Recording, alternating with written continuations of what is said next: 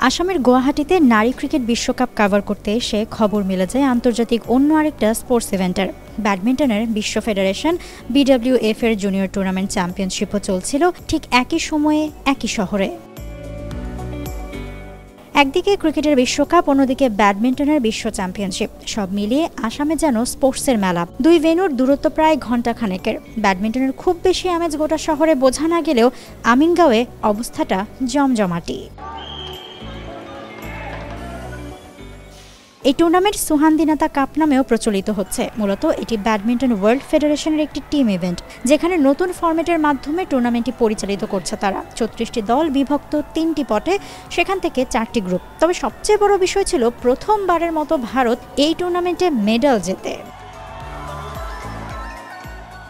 South কোরিয়াকে হারিয়ে সেমিফাইনালে জায়গা করে নিয়ে ব্রোঞ্জ জেতে ভারত। অবশ্য তাই নিয়ে খুশি থাকতে হয় দলকে, কেননা ডিফেন্ডিং চ্যাম্পিয়ন ইন্দোনেশিয়াকে হারাতে পারেনি তারা সেমিফাইনালে। তবে নিজ দেশে প্রথম মেডেল জেতার আনন্দে বিভোর ছিল Bharat.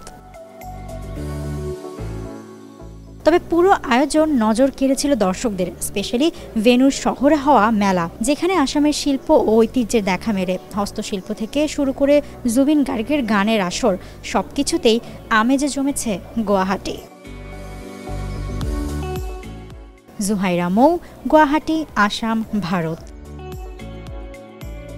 For more updates, subscribe to our YouTube channel and click on the bell icon. Follow us on Facebook and Instagram. Download T-Sports app to enjoy exciting games and highlights. Visit tsports.com.